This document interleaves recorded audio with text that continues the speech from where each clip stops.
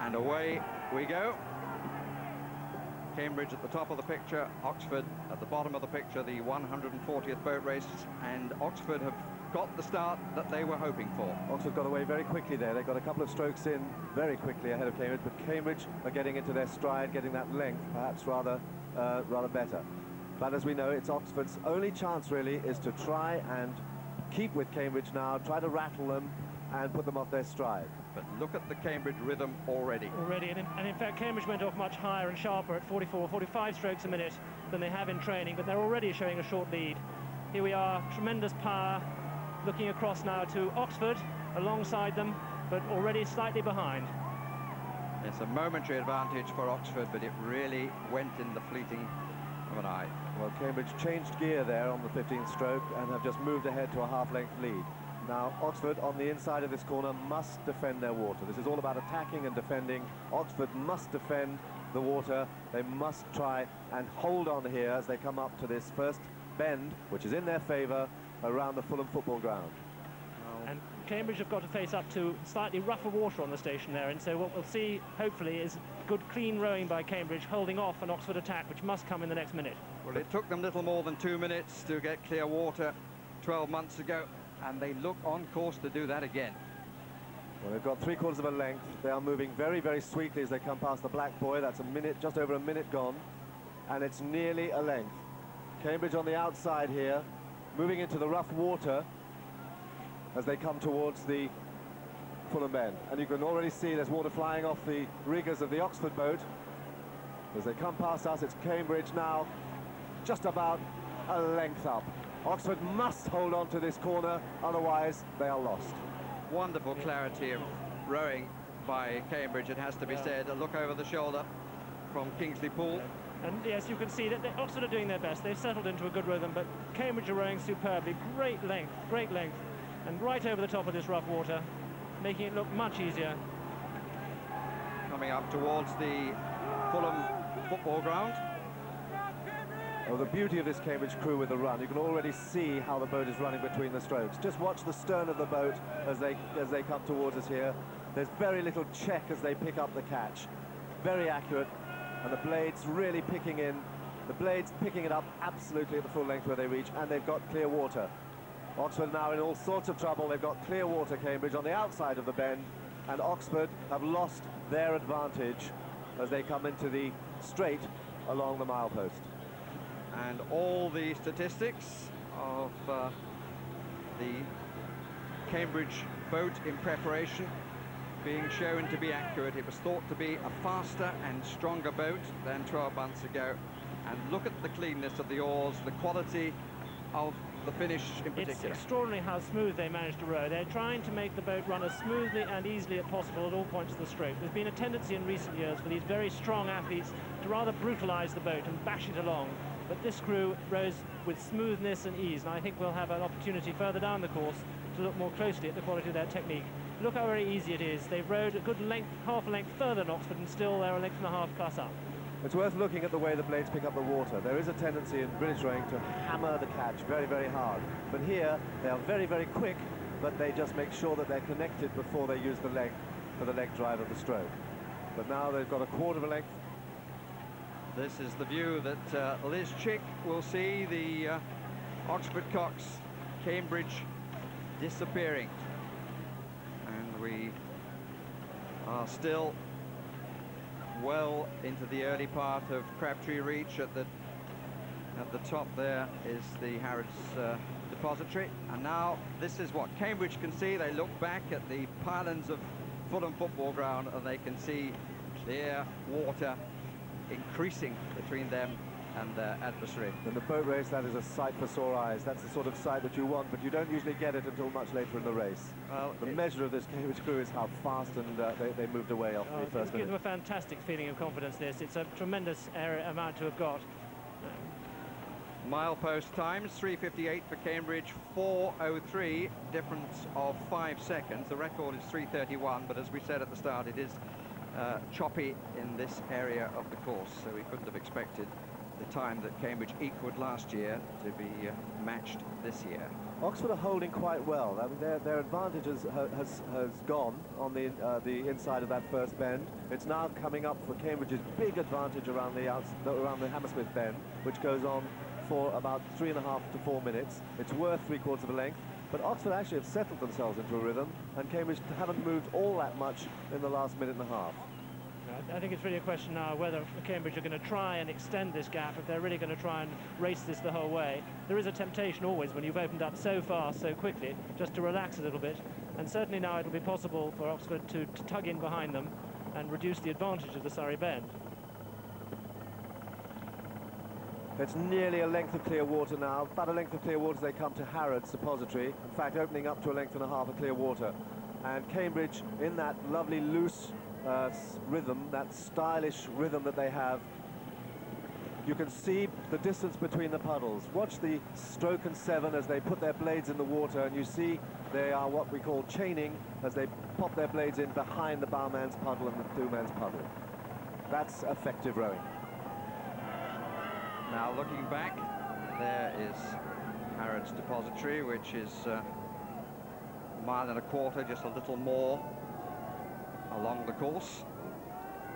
And Cambridge, you can see the gap for yourselves with the sun glistening on the water, and one would think on the faces, metaphorically, of the Cambridge crew.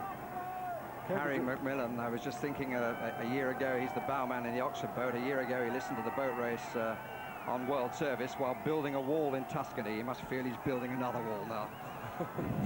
Or climbing over one, I think. Well, Cambridge are at 33.5 strokes a minute. That's a good, comfortable row here for them. They're probably having to work still into this headwind. As soon as they come through under the bridge, they'll probably squeeze away. Oxford, a pip and a half higher, 1.5 strokes a minute higher, still trying to hang on, trying to get back into the race. But coming up to Hammersmith Bridge, there's a crucial timing point for us and also a crucial point for the boat race crews. This is the beginning of the big bend, and this is where Cambridge will be able to use their full advantage. So they shoot the central arch. There are all sorts of theories about where the cock should point, but if you talk to most of the boatmen, they would tell you to react to the tide as it is, and provided you're in the good water that's there at low tide, you're comfortable enough. The point is that the tide is relatively narrow. The band of the tide is barely wide enough for both two boats, which is why the coxes went alongside have to fight so hard to retain the maximum benefit. And Cambridge are well away now. There must be at least 3-4 lengths between the crews. Well, John Garrett, the umpire, is certainly going to have no problems this time, but they have a whole lot of problems. Joe Michels, as is his wont, they're rowing at 3, looking over his shoulder, but he's going to have to crane his neck quite a lot to actually see the opposition. Andrew Gordon-Brown in front of him, Richard Clegg, then the Norwegian brothers, and the President stroke, Kingsley Poole. Hammersmith times, Cambridge 7:12, Oxford 7:20. Very similar to last year. It's gone up from 5 seconds to 8 seconds. The record, for the record, 6:21, but this isn't about records today. This is about quality rowing in, up to this point, by no means easy conditions. Well, now the conditions have really turned in their favour. The wind, they've moved round the corner here, and from now on, the water will be getting better and better. And this is where we're going to have a chance to see this Cambridge crew at their very best. Is this one of the best crews, Chris, do you think, that we've ever seen in the boat race? I think it is. I think so. On pedigree alone, it's amazing. When you think the Stern pair are current world champions from the German 8, Thorsten, Streppelhoff and Peter Höltzenbein. They're then a British international, Matthew Parish, an American, John Bernstein, Richard Phelps, another British international. And their great key to their rowing is that they're actually capable of rowing together as a crew. That's the big distinction, really, with Oxford, where it's always tended to be really 8 individuals. Last year it was most marked. They had a remarkable pedigree with our last year's crew, but it never combined. So this year the Cambridge crew has got tremendous cohesion, and it began with the quality of their coaching team, led by Harry Mahne and actively supported by the Nottingham team of John Wilson and Sean Bowden. 3 people who speak with one voice when it comes to technical coaching. So they're approaching Chiswick 8. Start of it is 2.25 miles down the course, and the 2 Germans thoroughly enjoying themselves. They've had to adapt a little bit. They have indeed. They've had to adapt. They were telling me the other day that they tend in their West German 8 to hit the catch very, very hard, and they've had to soften it down, make sure that they're more accurate and much quicker to pick up that very good rhythm that Cambridge have been setting down. But Cambridge are now at about 33.5 strokes a minute, still that metronomic rate, which is very, very effective for them. Oxford have sagged down to 31, and that really is an indication of how difficult this first 2 miles has been. Oxford did everything they possibly could to hold on to Cambridge, but there was just nothing really that they could do. Cambridge out in front. Tendency perhaps would be to take it a little bit easy now and enjoy it, but they're not letting up here. They want to try and make this as big a distance as they can, very keen to show what a good crew they are. And you can see how accurate those blades are as they pick up the water at the full reach. Very good swing together, back to the backstop, very good speed of the hands around the turn. All of those things allowing the boat to run without any check. It's a very, very nice looking crew. And when you think that they've actually beaten every crew they've come up against, the very best crews they've raced against, crews which contain our Olympic champions, Redgrave and Pinsent and the two Searles. Now, I believe this has very serious implications for the future of British rowing, because they're really showing how to row 8-oared boats really effectively, something that we haven't actually done very well for the last 4 or 5 years in this country. And I think that is something which hopefully all British rowing is going to look at, say this is the future of 8-oared rowing. And I think that for all the fact that Oxford are increasingly in the wake of Cambridge, Kingsley Poole said to me that his first intention when he was voted in as president was to get a prettier looking crew, to get the technical side of it worked out, because he felt that it was a very untidy crew last year. But he hasn't been able to get the power, it would seem. Well, don't forget, this is not a bad Oxford crew by any means. There are some very good people in it. They've had not a bad year. They have the two Norwegians in the stern of the boat who came 7th in the world at the Olympics and in the World Championships. This is not a bad crew. It is just that Cambridge are a spectacular crew, and in many other years this Oxford crew would have been an impressive looking boat. So technically it is something that they did work for technique all through their winter's training, something that they did look for.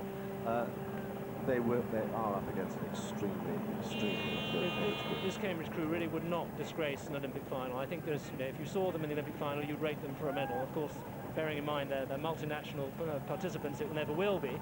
But a wonderful view now of a sunlit tideway, something they've not seen much of, I have to say, in the last fortnight while they've been training up here. It's been very windy in the preparation period, but all's come right on the day, at least for Cambridge.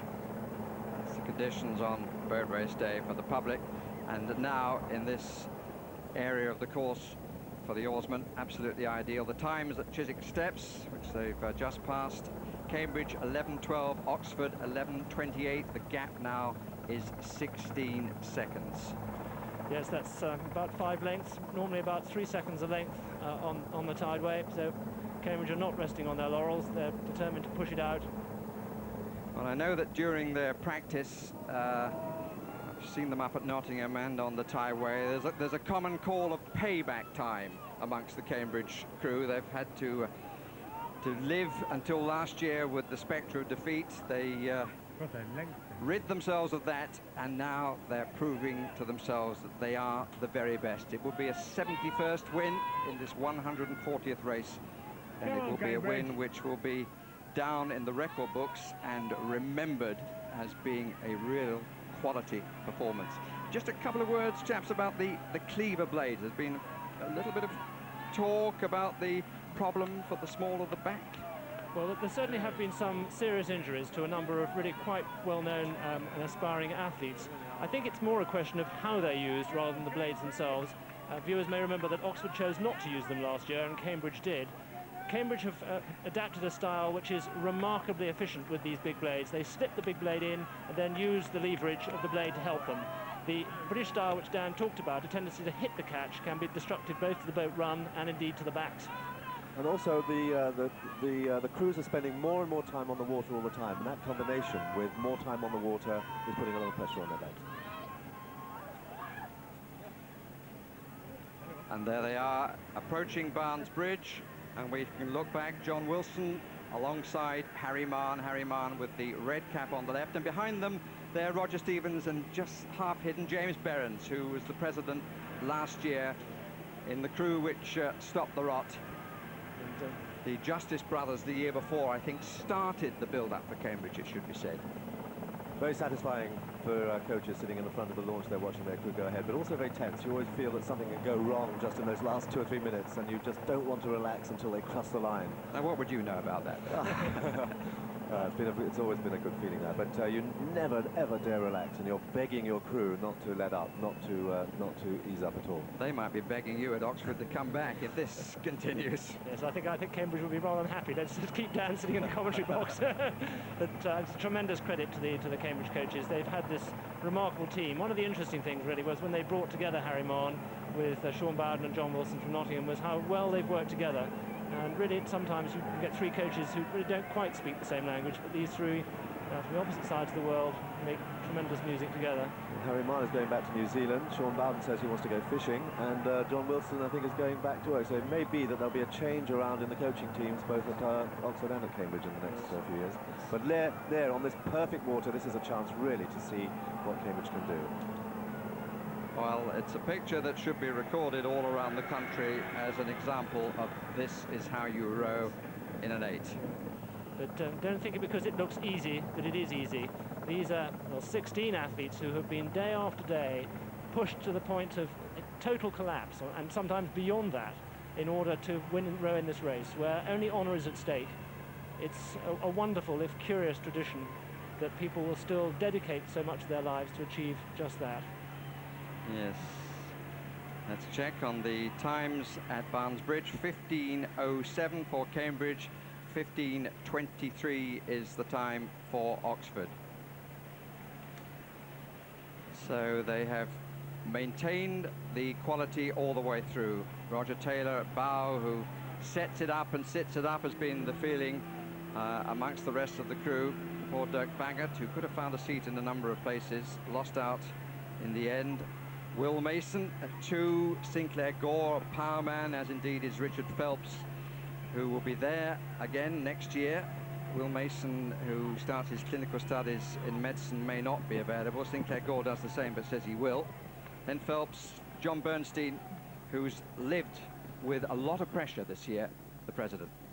Oxford fighting back. They've gone up to 36 strokes a minute. They're a long way down, but they're not giving up. They're really fighting back. They're up to 36 strokes a minute. Cambridge at 34.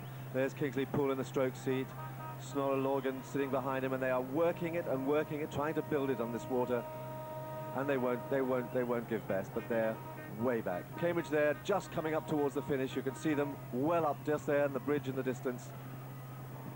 And there they are coming up to the finishing line.